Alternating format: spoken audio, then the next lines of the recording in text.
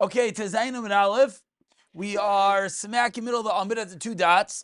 And we're in the middle of discussing the case of the Mishnah, which actually the day we learned this Mishnah, there was a lot of snow. So we said it's similar to chiseling out a snow pile to make, an igloo matziv.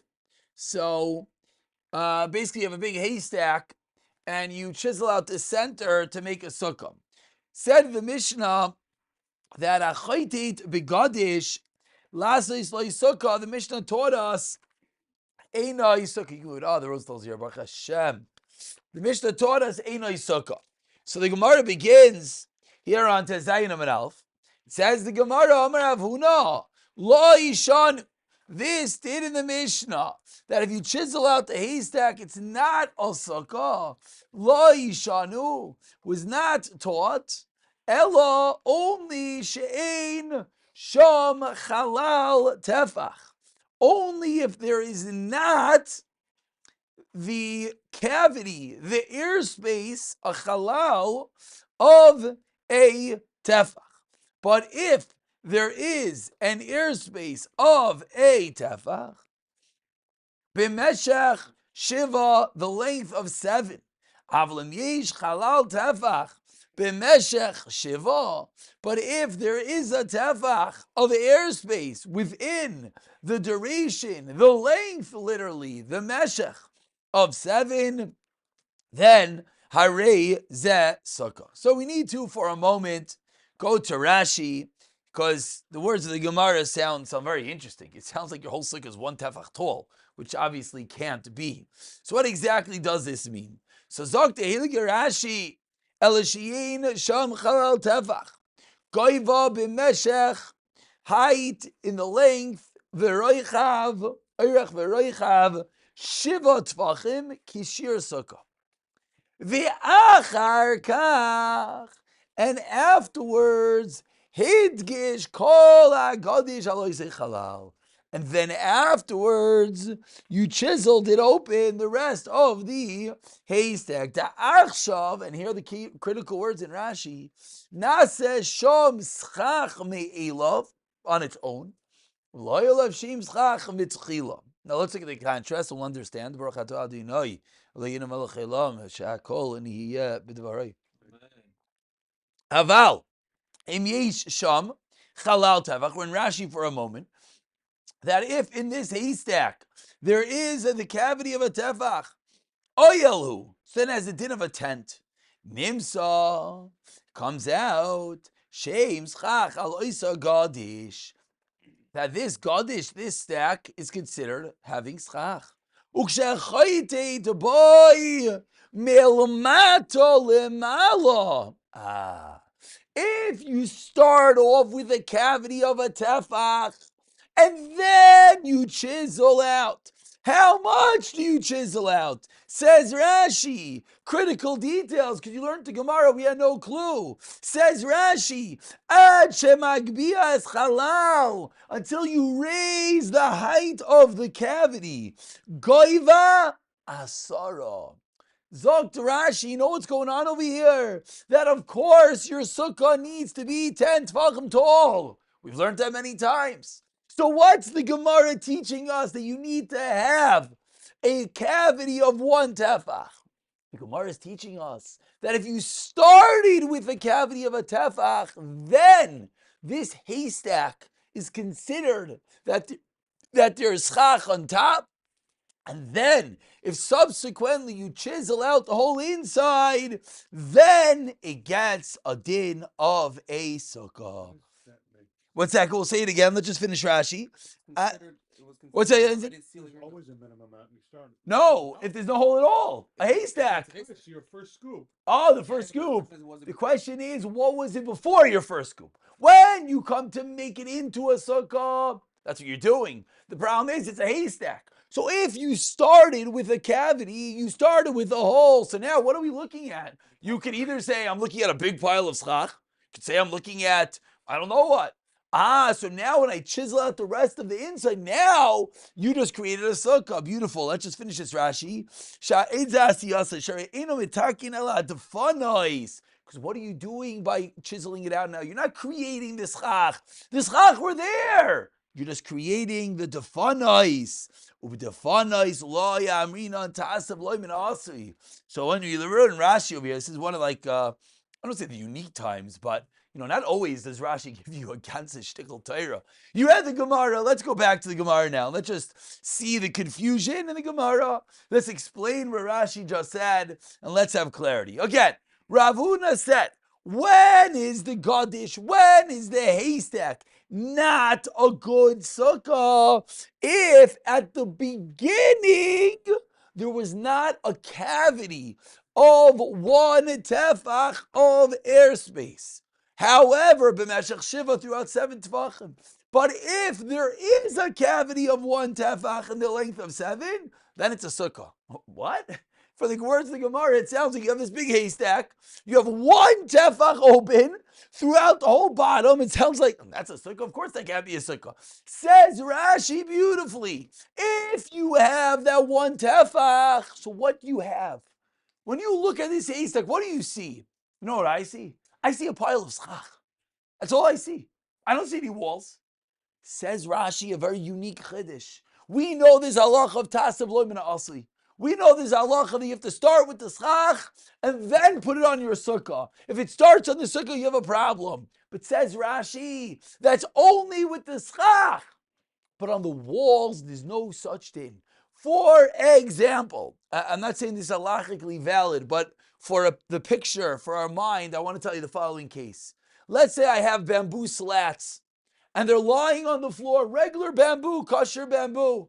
And you know what? I go and I get a what are these guys called? A scoop truck? The dump truck. Yeah, one of those. A scoop, Bob the Builder. The guy that digs. So you get him and you dig underneath your pile of schach. You dig a massive hole and you leave the schach on top. You know what Rashi just taught us?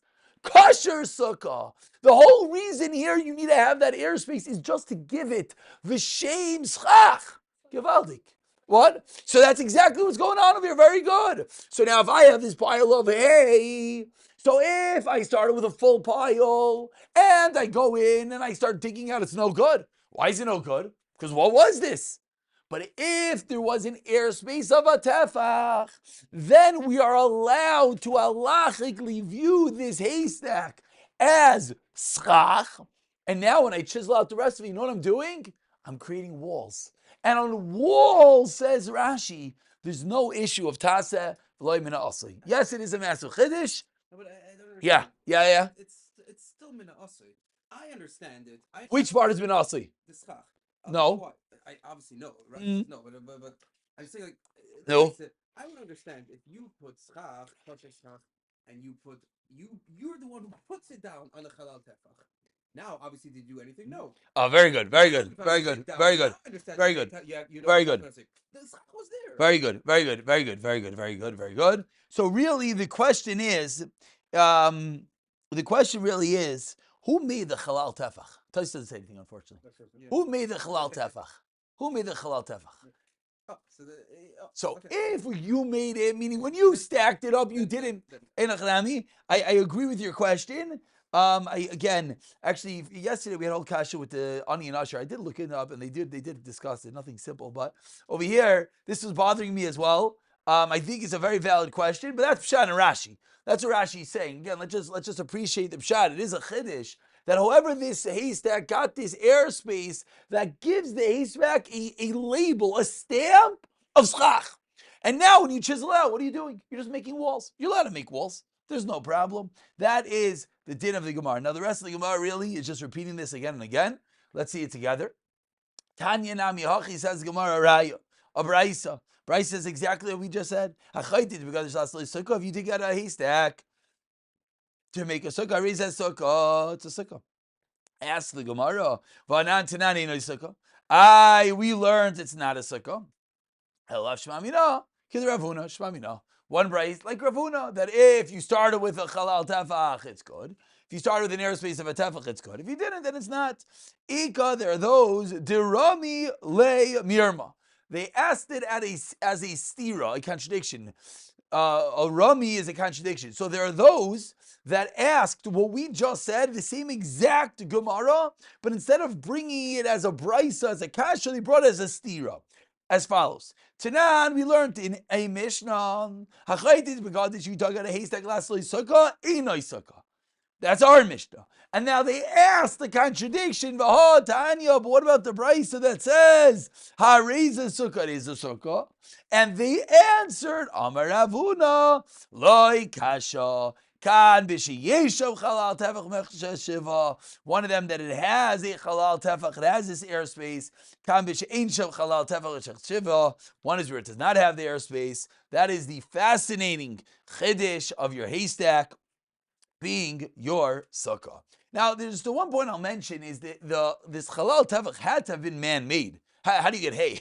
Haystacks don't happen on their own. You piled up the haystack. So whether my shayla really is, I think is what's bothering everyone here. Was it like the kavana that he put it there? So very good. It would. So it would come out fascinating. It would come out if I come to haystack and there's no cavity. So I go and I start digging. For me, impossible. The next day you come to my haystack, or this hefker haystack, let's just say, whatever it is, just to get out of other issues, and you're like, hey, look, there's a cavity. You can then go and dig it deeper. That's what it sounds like. It's very interesting, but that is Gemara number 1 of the day. Let's continue with the new sugya. We're going to have a lot of gishmaka pictures over here. It seems to be a more sukkah type of mishnah coming up. Ha-me-shal shel. So, shil means to lower. Shil happens to be diarrhea, ivrit.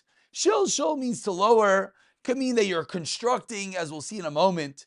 Defanot, the walls. Milmala limata. You're building walls of a sukkah from the top to the bottom. Now, it sounds Chinese, but let the Mishnah develop itself for a moment. Im gavoya min haaretz shleisha tfachim. If the walls do not go all the way to the ground, you're building it from the top down, and you're building your wall, and you stop. And you have how do you do that? So if you look at the picture over here, pass on the picture, look at the middle picture, you'll get a better picture of it. You're putting wood on a frame, and you just ran out of wood. So you got a whole big hole open on the bottom of your sukkah, the middle picture, you see it? Where the goat walking through. So if you have a hole on the bottom of 3 tfachim, says the Mishnah, psula, it is possible. We're going to see the reason is the Tanna Kamma holds. Anytime first of all, we know what's 3 tfachim. Was love. So if it's more than 3 tfachim, it's going to say more is that it doesn't get a din of a machitz. It's not called a wall. Why not? Because gediyim, because goats could walk through that wall, which we're going to talk about. But now, let's say you're doing it the other way. Milmata lamala. You're building your walls from the bottom up. Says the Mishnah, Ma'ir Tika Chedish. Im Gavaya Asar Tfachim. Once the wall is 10 Tfachim tall, about here, Kashira. Where's the schach? I don't care.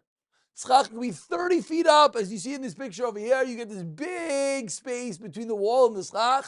No problem. As long as you have a 10 tefach wall, then it has a din of a wall. If afterwards the schach is higher up, not a problem. That is the Tanna Kamma. Rabbi Yosi Omer says, Rabbi Yosi, kishem, just like shemilmata limalo asara tfachim. Says Rabbi Yosi, just like when you're going from bottom up, 10 tfachim as a din of a wall, kach, so too, milmalo limata asara tfachim. If you're going down, also 10 tfachim, meaning, even if you have a big gaping hole, according to Rabbi Yosi, let's say you start at the wall from the ceiling, and it comes down to here, and underneath here, I don't know, you have 8 tfachim of open space. Says Rabbi Yosi, I don't care.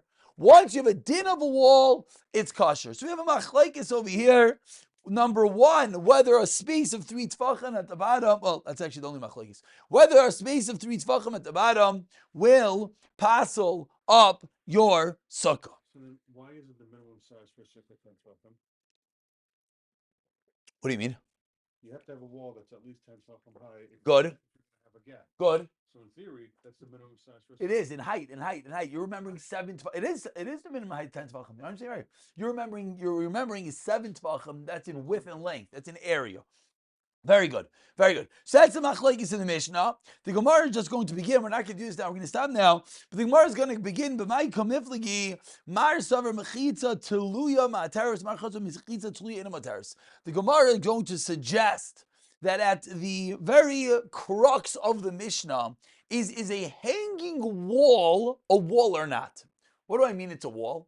If I have a wall that hangs down halfway, is it considered halachically a wall underneath that area? Now, what's the relevance? So if you look at the pictures over here, let's say in the case of a well, let's say you have a wall smack in the middle, each person, so underneath it here, take a look at the picture. Each person, so each person, it's a well, but you can't take water from there. Why? Because when I grab water, I'm taking from you, and you're grabbing, I'm taking from me. But if you hold that a hanging wall is din of a mechitza, so it's halachically considered as if the wall descends all the way into the water, splitting the water in half, kriyas yamsuf, and then you can each take your water. We'll pick up from there tomorrow. Bisiyata Dishmaya.